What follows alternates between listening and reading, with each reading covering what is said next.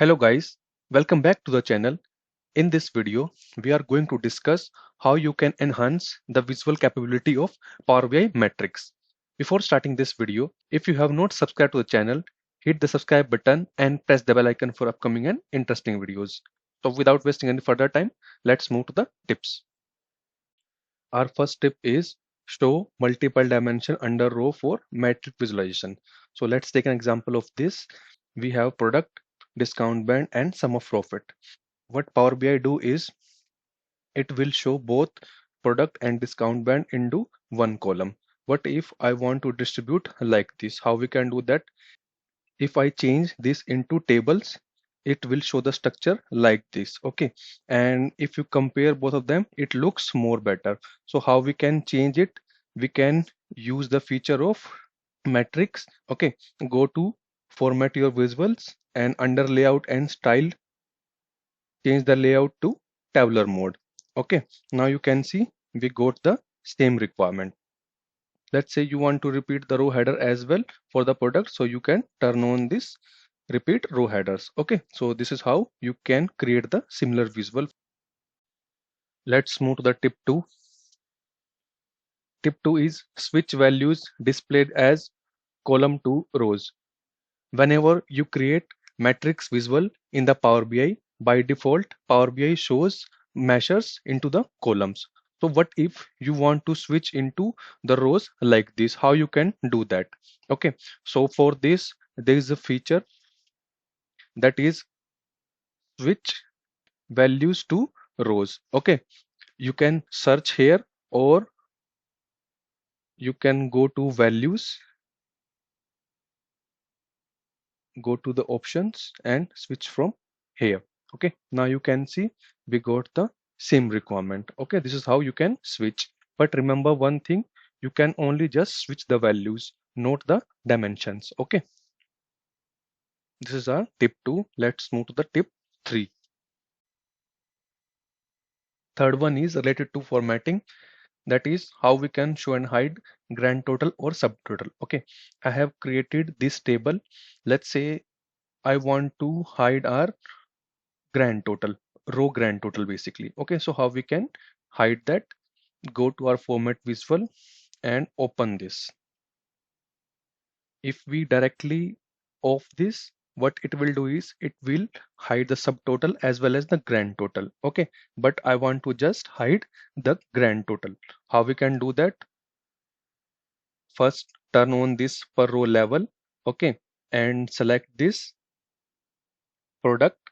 Okay, and I want to disable this show subtotal. Okay, so now you can see we hide the grand total for at the product level. Okay, so let's say I want to show the grand total at product level, but I want to hide that subtotal, basically these lines. How we can do that? Just click on band and hidden it. Okay,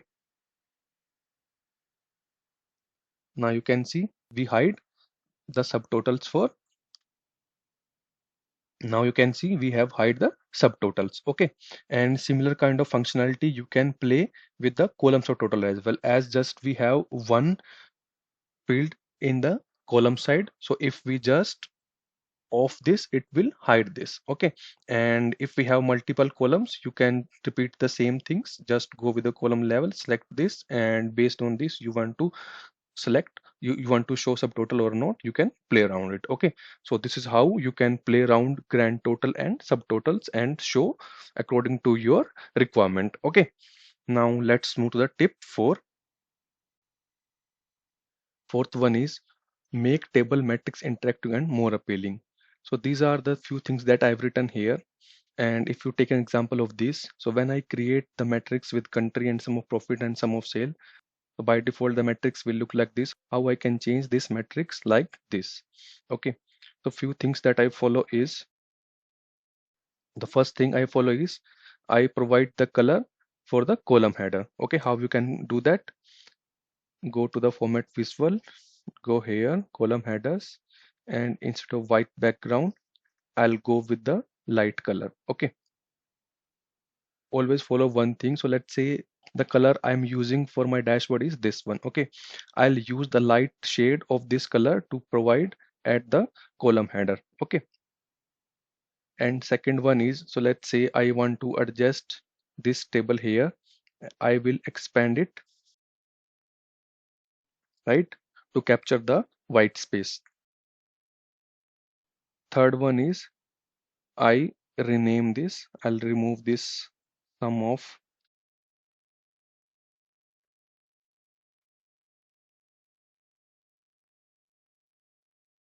Okay, and also you can make it to bolder or use other font size as well. So I'm using Sigo UI semi bold. Okay, and now I'll add the grid lines. But if you look at this, you can still see the bluish line into the matrix. How we can change it? This is basically a border. You can go to the border and change it to this color. Okay, now you can see we have the similar line here across it. Okay,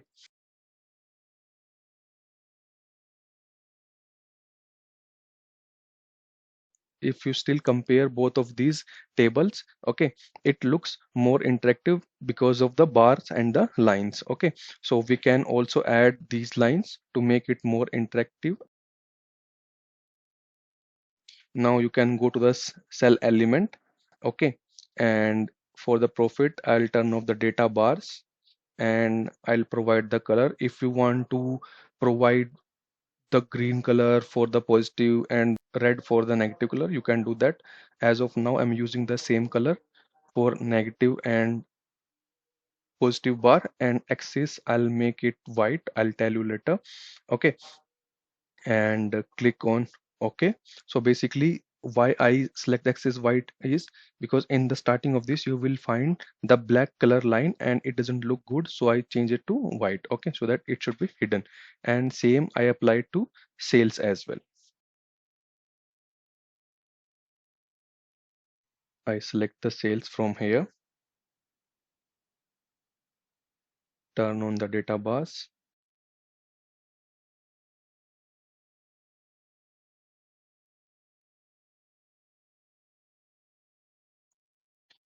Now you can see, if you look at this, it looks better than previous one.